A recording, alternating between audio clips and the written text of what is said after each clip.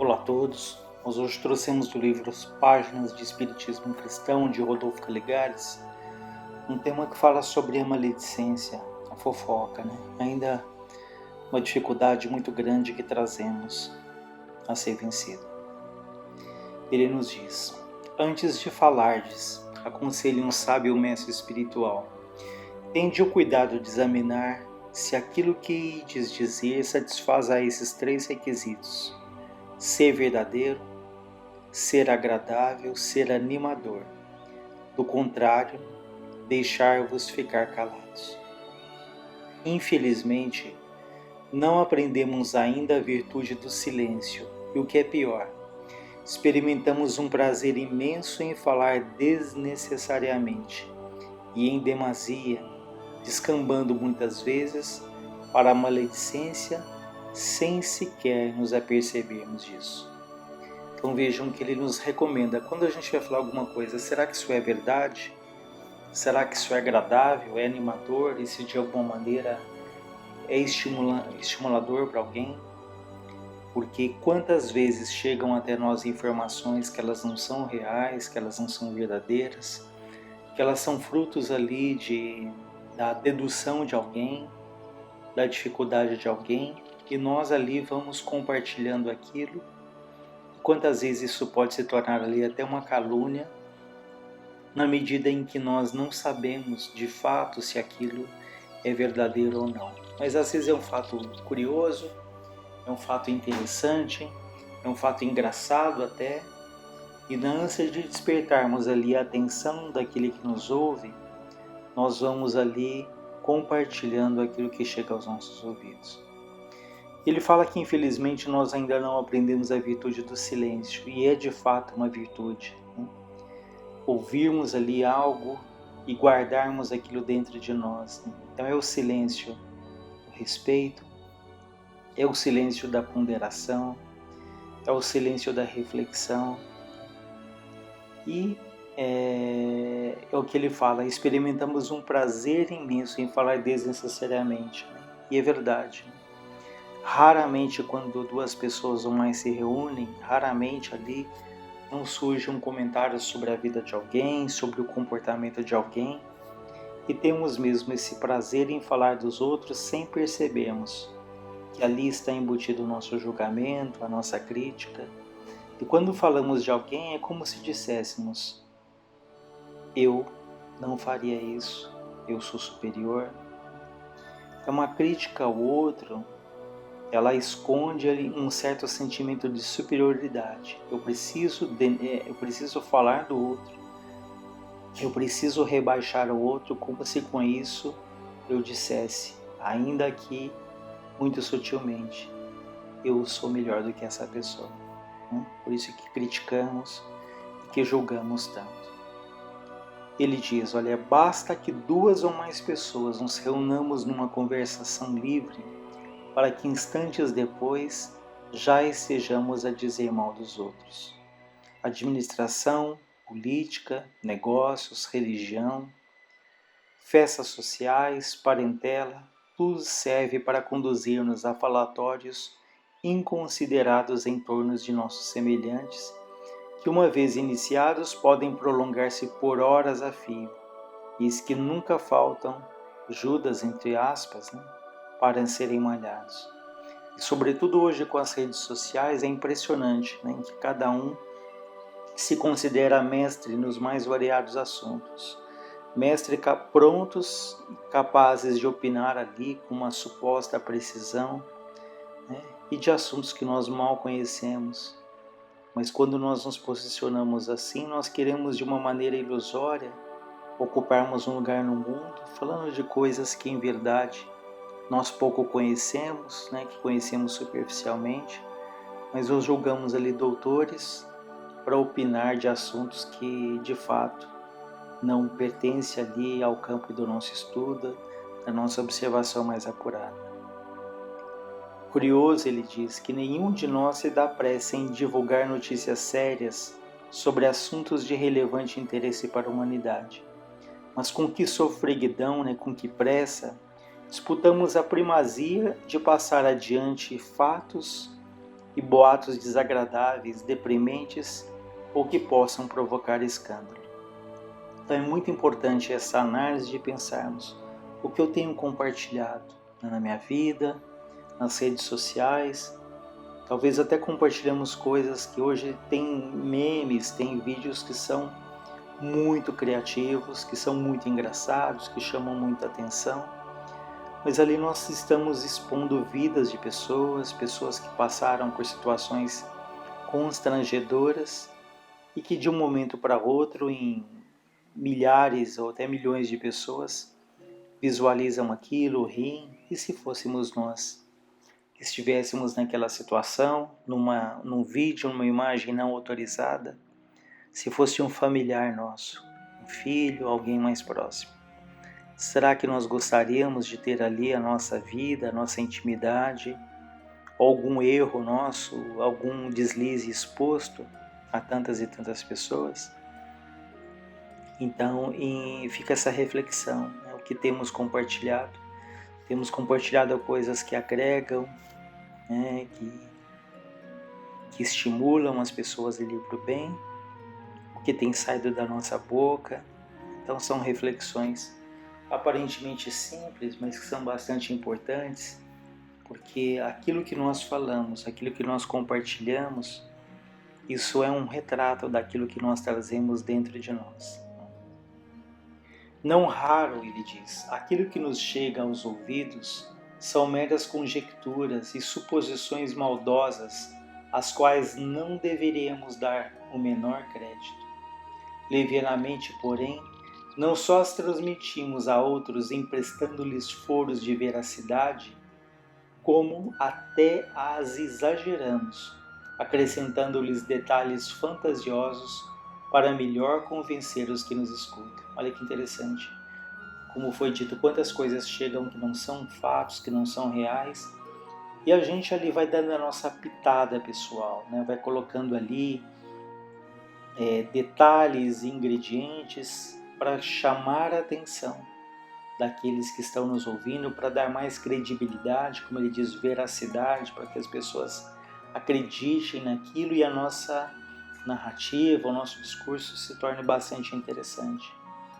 Então aquilo vai ganhando contornos que originalmente nem existem. Então muito cuidado ali quando nós temos esse prazer de atrair a atenção das pessoas que nos cercam, de sermos pessoas interessantes de uma maneira ali equivocada. Então muito cuidado nesse ponto. Quanto desamor ao próximo ressalta dessas atitudes, ele diz. Ainda que nós mesmos tenhamos tido a oportunidade de presenciar certas cenas ou episódios que nos pareçam comprometedores, manda a prudência nos abstermos de comentá-los, porque cada um de nós é levado a julgar as coisas que vê segundo as inclinações de seu próprio coração. Isso altera fundamentalmente o verdadeiro juízo delas. Então vejam, ainda que nós presenciemos cenas ali comprometedoras, né, que podem ser até muito interessantes no relato, mas ele fala, guarda isso ali no silêncio, né, porque cada um de nós julga de acordo com aquilo que vai dentro de nós. Eu me lembro de um livro que citava uma mulher que ela ficava ali numa vila, na janela o dia inteiro, anotando ali todas as pessoas que entravam na vila. Ela tinha até um caderninho que ela entrava, ela anotava tudo. E se algum homem ali entrava na casa de uma mulher, ela já deduzia, né? Ela já imaginava que aqui eles estavam tendo um caso ali amoroso, extraconjugal, mas isso era reflexo ali do que ela trazia dentro dela. Então, ela, como ele diz aqui, nós julgamos os fatos e muitas vezes as pessoas de acordo com os valores, com as crenças, com os conflitos que nós trazemos dentro de nós mesmos. E essa mulher fez isso de uma tal maneira,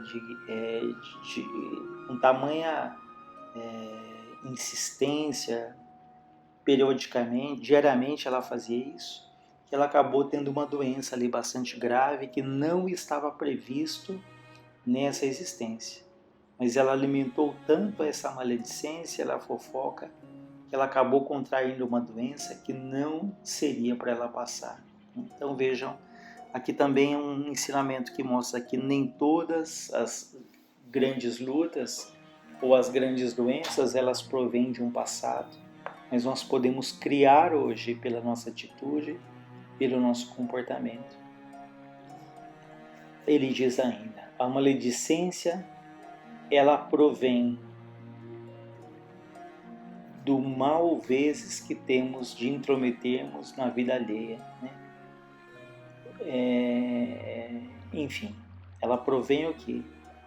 Do hábito, da tendência que temos de intrometermos na vida dos outros, né? De analisarmos, de julgarmos na vida dos outros sem sabermos de fato o que se passa ali, quais são as angústias atrás de uma atitude, né? Quais são as fraquezas que cada um às vezes luta intensamente.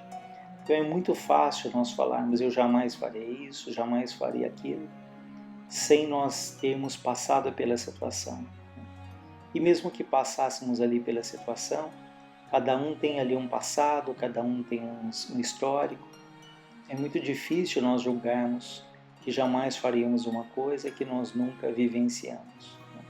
Talvez se fôssemos nós, poderíamos ter tomado atitudes ali muito mais difíceis, muito mais comprometedoras.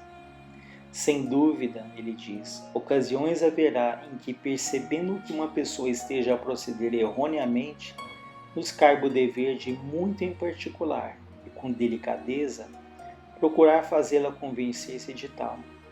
Nunca, entretanto, alardear com terceiros fraquezas e deslizes que também estamos sujeitos a cometer.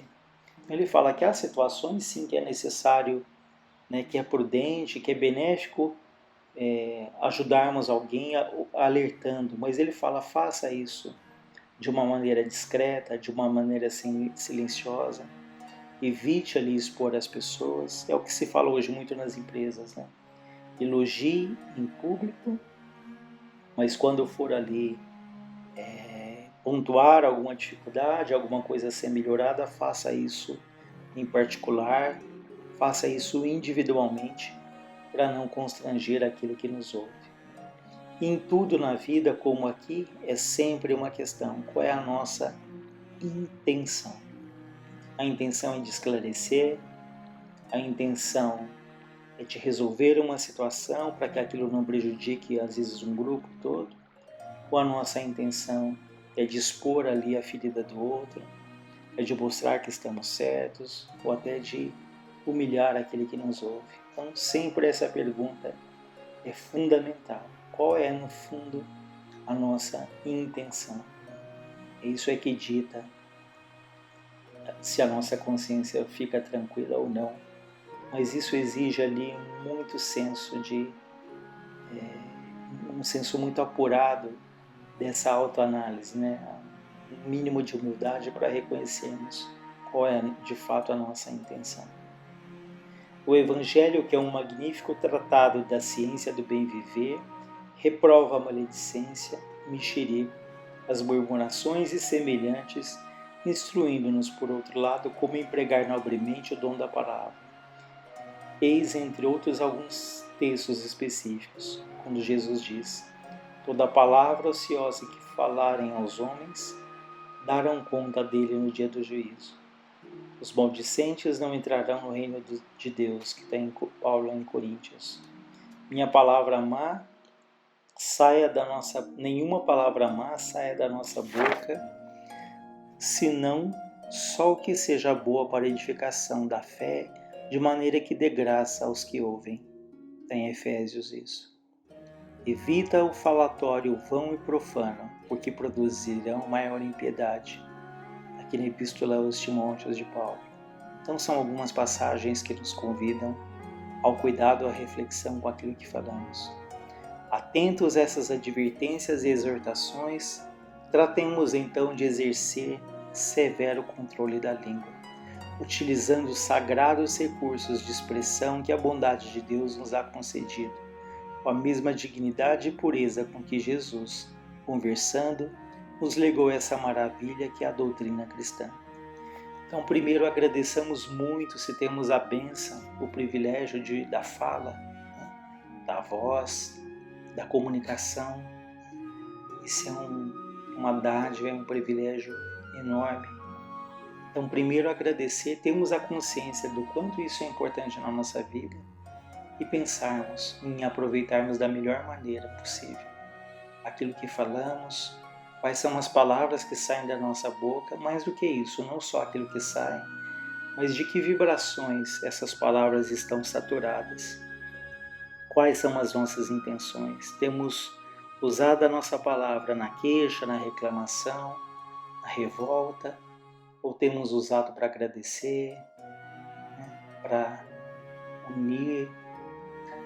Esse texto acho que nos ajuda a estimular essa nossa reflexão. Que Deus nos ilumine, nos ampare, hoje e sempre. Graças a Deus, graças a Jesus.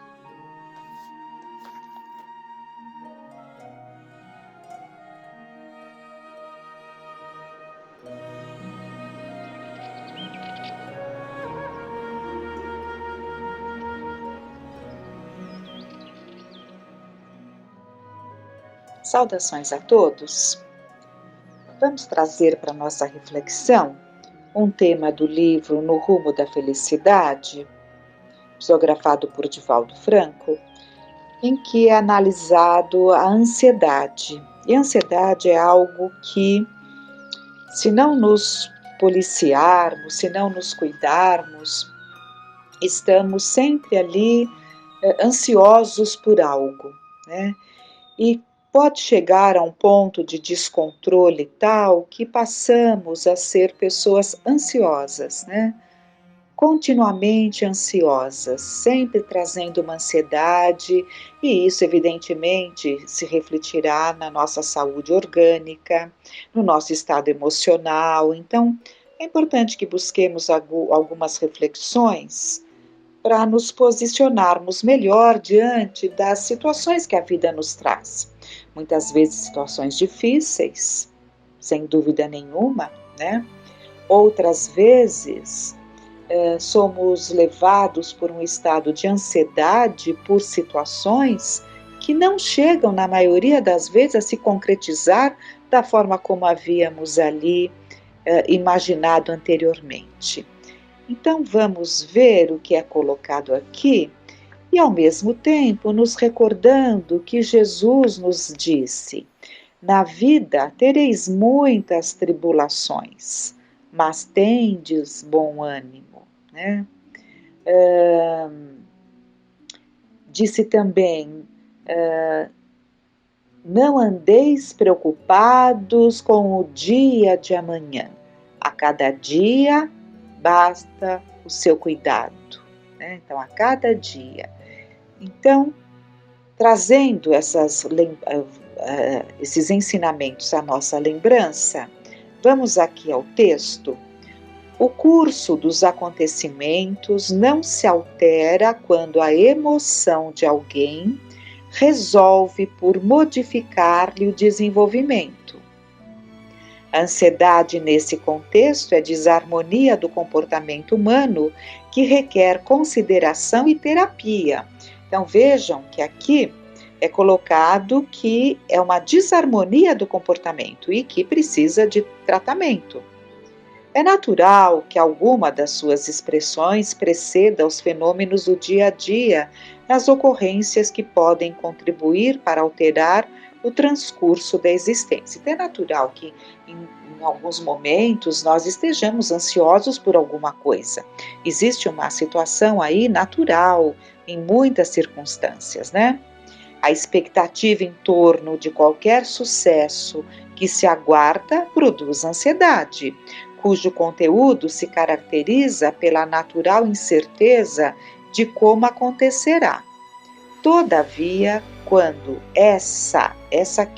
a ansiedade, se transforma em fator de perturbação, defronta-se um transtorno que necessita ser corrigido. Nós sabemos que uma ansiedade descontrolada, ela pode levar à crise de ansiedades, né? E vemos que isso tem sido muito comum, muito frequente.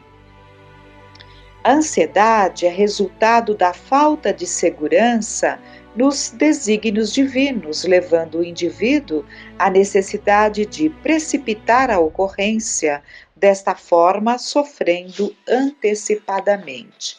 Aqui está sendo afirmado que essa ansiedade doentia, né, ela nasce da falta de segurança nos desígnios de Deus.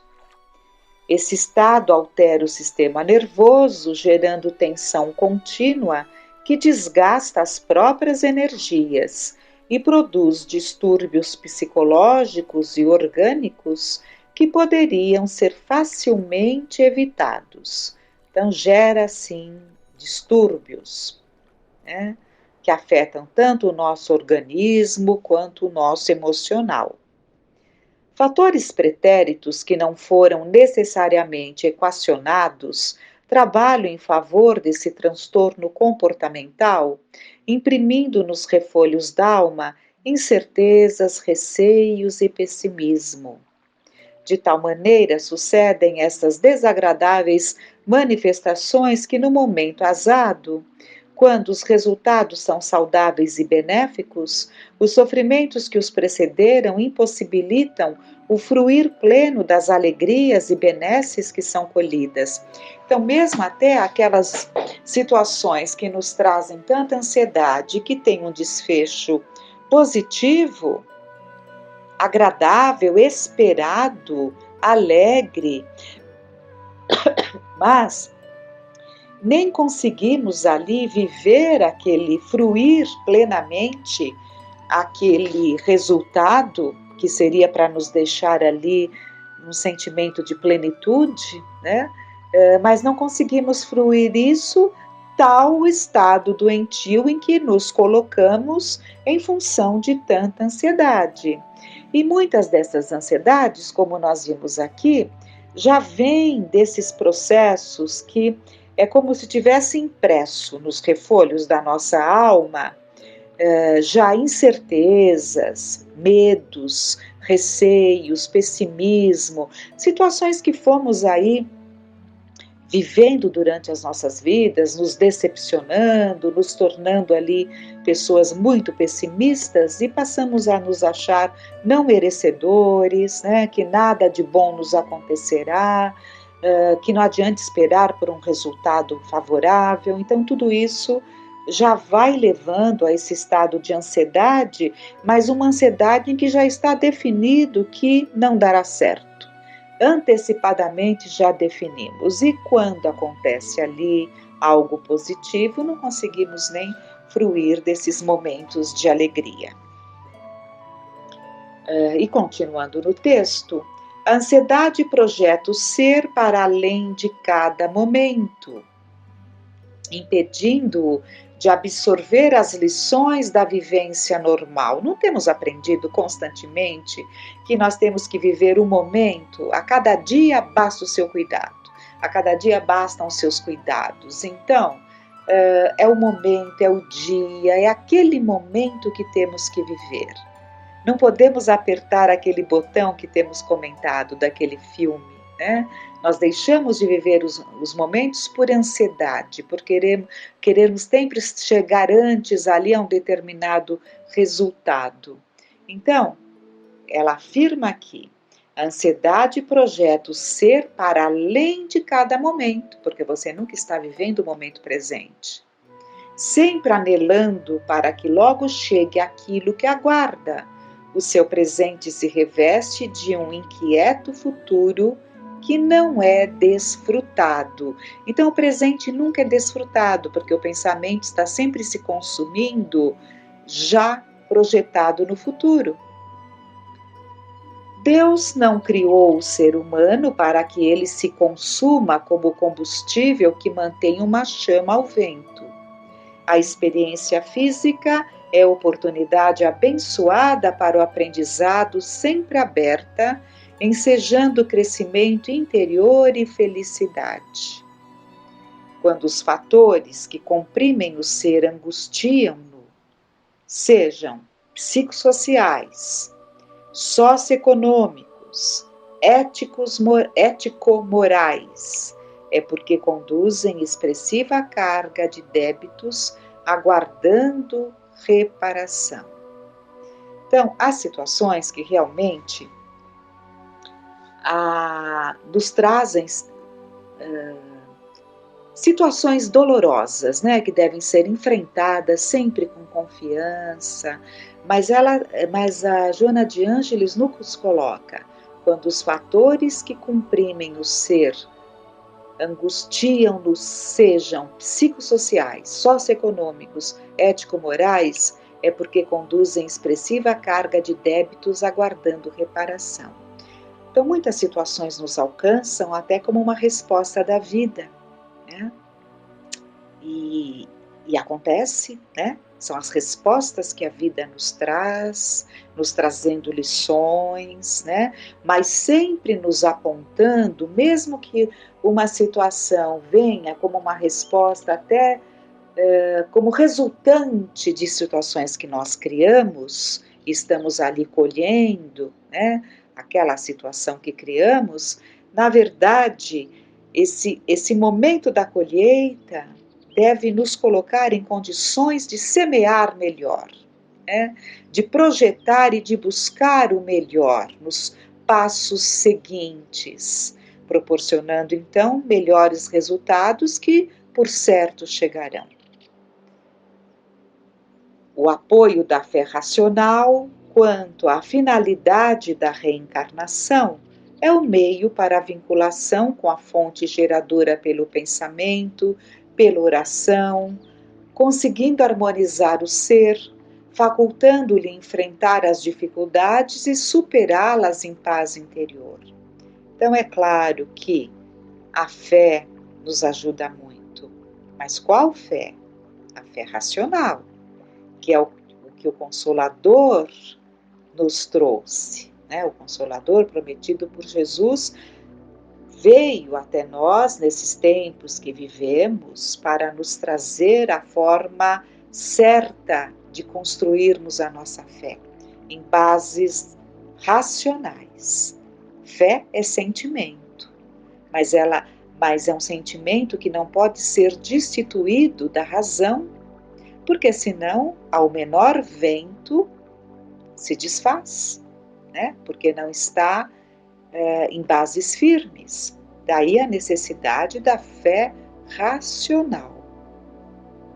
A consciência de culpa responde por muitos distúrbios da ansiedade, tendo-se em vista a insegurança que decorre dos atos irregulares, estabelecendo a necessidade da sua reabilitação. Então, quando nos surpreendemos por essa insegurança, né, até nos sentindo culpados diante de situações que gostaríamos que nos alcançasse, mas que não nos achamos merecedores, é importante que entendamos a nossa necessidade de nos reabilitarmos, de nos reajustarmos, né, diante das leis divinas que nos regem. Torna-se imprescindível em qualquer circunstância um esforço mental para entender-se que as ocorrências da evolução transcorrem de forma inevitável, cabendo sempre as atitudes de paciência e humildade, porquanto nada sucede fora do estabelecido pelas leis de causa e efeito, né? Nada sucede fora do estabelecido pelas leis de causa e efeito, ou seja, sempre vamos receber a resultante daquilo que temos feito das nossas vidas, né? Quer no hoje, quer no ontem. Mas o hoje fala muito alto, né? Bendita a doutrina que nos aponta para o hoje, que nos aponta para a necessidade de vivenciarmos com mais firmeza, com posicionamento mais assertivo, né? Com objetivos mais claros no nosso hoje, né? Não nos afastando daquilo que realmente nos trará os resultados positivos, que trarão a plenitude, né? Que nos farão nos sentirmos cumprindo com os nossos deveres e de uma forma confiante, sem fardo pesado, porque quando o fardo é muito pesado é porque não estamos sabendo viver, estamos colocando muitas vezes peso nos nossos ombros de uma forma indevida, né? Então é preciso que estejamos atentos a essas orientações, essa carga de aflição, né? Porque esse tipo de ansiedade, como vai falar agora, assim sendo, a ansiedade somente complica o quadro das programações estabelecidas, aumentando a carga de aflição, sem que disso resulte benefício algum. Isso que nós temos que entender. A nossa ansiedade não muda o andar da carruagem. Nós temos que dar tempo ao tempo, esperar ali o momento das coisas chegarem, né? E sem aflição, né? Uma vez dado o passo, é aguardar. Se fizermos a nossa parte para determinada situação, é aguardarmos com confiança, né? Com paciência, que tantas vezes nos falta. Exercícios mentais de ponderação e análise, ações saudáveis em ritmo de equilíbrio. Então agora nós vamos ver o que nos é aconselhado para conseguirmos, né? Porque não adianta nós ouvirmos que temos que evitar esse estado de ansiedade que é muito prejudicial. Vamos agora ouvir o que podemos fazer para nos mantermos em equilíbrio. Exercícios mentais de ponderação. Então, ponderar em torno daquilo que está martelando na nossa mente, que está judiando, aquela ansiedade que não conseguimos controlar. Vamos ponderar. Analisar. Então, exercícios mentais de ponderação e análise. Ações saudáveis em ritmo de equilíbrio. Meditação em torno das finalidades do amor e da dor. Leituras edificantes pontilhadas de esperanças. Conversações encorajadoras, nas quais predominem o bom senso e a alegria de viver. Então, tudo isso que foi dito cooperam eficazmente para a formação da consciência de paz, ao tempo em que contribuem para diminuir o peso acumulado de compromissos negativos que podem produzir angústia e ansiedade. Nada acontece por acaso ao capricho do azar. Quando se esteja defrontado pela expectativa de alguma ocorrência, é necessário confiar em Deus, evitando a ansiedade. Arquitetar o bem no pensamento, verbalizá-lo com assiduidade. Então, arquitetar no pensamento é trabalhar, né? Trabalhar o bem dentro da nossa casa mental. Verbalizá-lo, ou seja, expressar através de palavras, com assiduidade, ou seja, com frequência, e materializá-lo em paz, ou seja, executar esses pensamentos arquitetados no bem e materializá-lo, ou seja, executá-lo. É a mais eficiente conduta para a manutenção de propósitos superiores, sem medos e sem ansiedade. E sempre muito atentos, que temos aprendido ao longo desses anos todos, que há dois sentimentos que nos pegam e que nos trazem grandes desequilíbrios, grandes desarmonias emocionais: o medo e a culpa. A ansiedade está ligada ao medo, é o medo que não dê certo, é o medo de não alcançarmos aquilo que estamos desejando, né? Para o qual nos preparamos muitas vezes, ou às vezes até ansiamos por algo que nem nos movemos para, né? aí é natural que nem se alcance mesmo. Mas muitas vezes fazemos ali o movimento para se chegar a uma determinada situação, estamos aguardando e aquilo não chega no tempo que desejaríamos e gera ansiedade, que nasce também, como falávamos, dos medos, né? Das inseguranças, aquele medo que temos de que nada para nada, um medo já dentro de nós, né? Aquela certeza de que nada dará certo, né? Então temos medo até de nos mover, nos movimentar para buscar certas coisas já com medo do resultado. Passamos a ter medo do resultado mesmo antes de tentar. O medo nos paralisa porque ele impede que muitas vezes nós demos um passo necessário para determinada situação, ou seja, nem entramos em campo e já nos sentimos perdedores, porque o medo já nos paralisa. E a culpa, então é o medo e a culpa. A culpa também nos paralisa no remorso destrutivo. Evidentemente que o arrependimento é muito importante.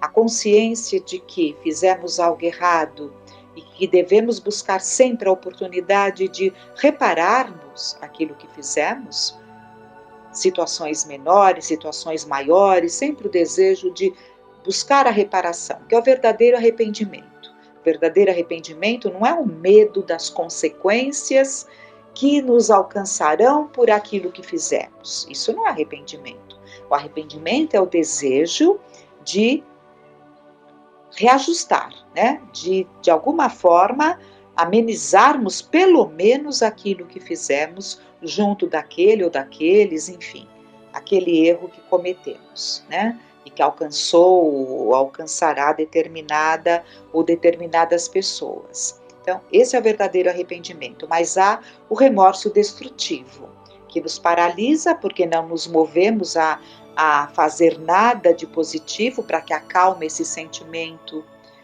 de culpa, né? Bem ao contrário da atitude de Pedro, porque quando falamos em culpa, como não lembrar de Pedro, que foi advertido por Jesus que antes que o galo cantasse, ele o negaria por 3 vezes, e ele se surpreendeu muito, porque como que ele negaria a Jesus a quem ele tanto amava? Poucas horas depois, o galo estava cantando, porque ele ali, por medo da situação, um medo compreensível, né? Um medo daquela situação toda que se formou, negou a Jesus por 3 vezes, negando conhecê-lo, né? E qual não foi a sua dor? Dá para nós imaginarmos as lágrimas de dor, né?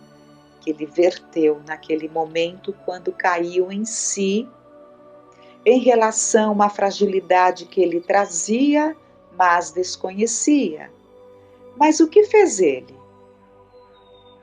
Ele se deixou carregar pela culpa? Né? Ele se deixou levar pela culpa? Paralisando a sua vida em função daquele erro cometido? Não, muito pelo contrário, ele tornou-se o grande Pedro, né? Que nos trouxe aí tantos exemplos e que braço importante para se firmar o cristianismo aqui na Terra, que braço de Jesus ele foi aqui entre nós. Então, são lições para nós refletirmos muito, né? Então, que procuremos trazer sempre espaços, né? Espaços no nosso dia para refletirmos e buscar em nós esses pontos. Vamos pegar o medo, a culpa, né? A ansiedade, tudo interligado, né? Façamos essas reflexões então, que fiquemos em paz.